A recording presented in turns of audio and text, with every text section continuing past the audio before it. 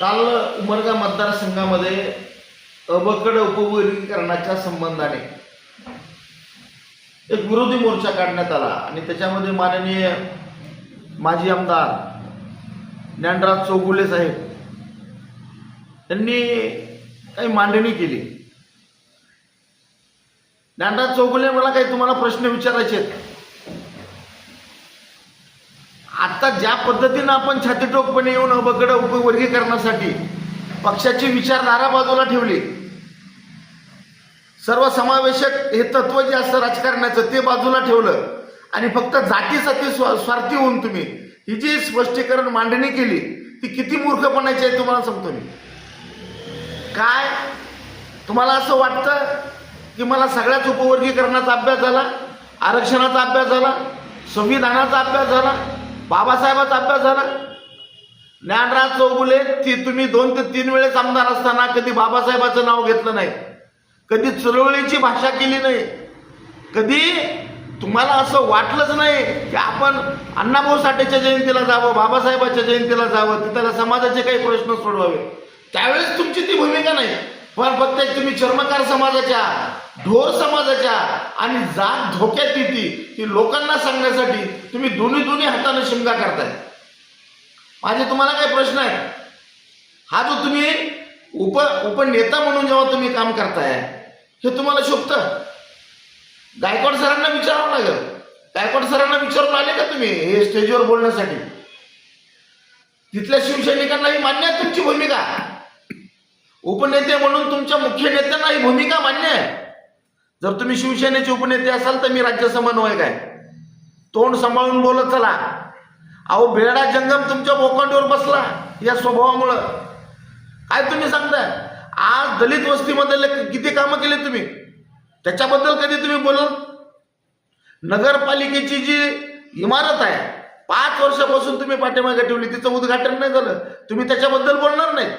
उमरग्यातला जो हाम रस्ता आणि मुख्य रस्ता आहे त्याच्याबद्दल तुम्ही बोलणार नाही.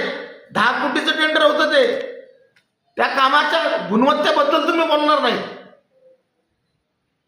आज तिथला शिक्षणाचा प्रश्न आहे, आरोग्याचा प्रश्न आहे, दलित वस्त्यांचा प्रश्न आहे, लमानी महार तिथं वस्ती आहे, बेरट लोक आहेत, महार बौद्ध समाज सगळी मंडळी आहेत तिथं. त्या लोकांच्या वस्त्यामध्ये लाईट आहे का नाही, पाणी आहे का नाही याचा तुम्ही कधी विचार केला नाही. किंबहुना आमदार असताना कधी छातीटोकपणे तुम्ही मतदारसंघामध्ये अशी भूमिका घेतली नाही. ज्ञानराज चौगुले तुमचं नाव कुणी ठेवलंय मला हाच प्रश्न पडतोय. जाणून बुजून तुम्ही मातंग समाजाच्या विरोधात आहात. अबकड उपवर्गीकरणाची लीड करणारी जात म्हणून मातंग समाज महाराष्ट्रामध्ये काम करतोय.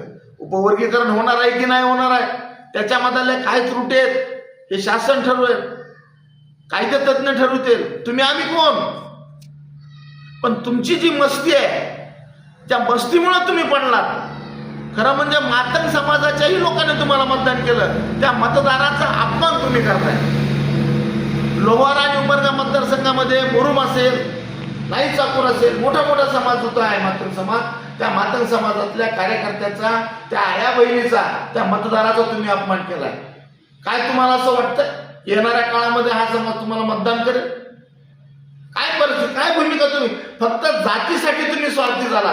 पक्षाचे विचार बाजूला तुम्ही ठेवले, स्वतःचा विचार बाजूला ठेवले आणि एक जनप्रतिनिधी, लोकप्रतिनिधी म्हणून जे तुम्ही समाजामध्ये तुमची जी प्रतिमा असणं अपेक्षित होतं त्या चुकीच्या पद्धतीने तुम्ही येत आहे. केसर जवळगा, तालुका उमरगा, राजपुतांनी मांगाची तुम्ही भांडणं लावली आणि मांगाची सगळी जमीन राजपुताच्या घशात घातली. ज्ञानराज चौगुले याच्याबद्दल तुम्ही कधीच बोलला नाही. एक वंडी जहागीर मातंग समाजाच्या स्मशानभूमीचा प्रश्न आज तागाय तुम्ही सोडवू शकला नाही. बेडा जंग मोकांडीवर बसला तुमच्या तरी तुम्हाला कळालं नाही. कराळे तालुका उमरगा तिथंही तुम्ही स्मशानभूमीचा प्रश्न सोडवू शकला नाही. ज्ञानराज चौगुले शिवसेनेचा उपनेता म्हणून घ्यायला तुम्हाला लाज वाटली पाहिजे. एका हिंदुत्ववादी मतदाराला तुम्ही डिवचले, तुम्हाला असं वाटतं की तुम्ही येणाऱ्या काळामध्ये तुम्ही उभे राहणार, येणाऱ्या काळामध्ये शिवसेना तुम्हाला तिकीट देणार? तुम्हाला तिकीट बी मिळू देणार नाही आणि तुम्हाला निवडून पण येऊ देणार नाही. 22,000 मतदान लोहारा आणि उमरगा तालुक्यामध्ये आहे, उमरगा मतदारसंघामध्ये, आणि या लोकांचा तुम्ही अपमान करताय. उमरगा शहरामध्ये गेल्या 3 ते 4 वर्षापासून डॉक्टर अण्णाभाऊ साठे या पुतळ्यांचा बसवण्यासाठी ठराव झाला. तुम्ही आमदार असताना याचा काय पाठपुरावा केला? मातंग समाजाचे सार्वजनिक जीवन असताना मूलभूत सुविधाच्या बाबतीत तुम्ही कधी छातीटोकपणे बोललात? जर तुम्ही या प्रश्नावर बोलत नसताल तर तुम्हाला अबकडाच्या उपवर्गीकरणाच्या संबंधाने विरोधात तुमची भूमिका मांडून समाजामध्ये तेढ निर्माण करण्याचा तुम्हाला शिवसेनेनं अधिकार दिलेला नाही.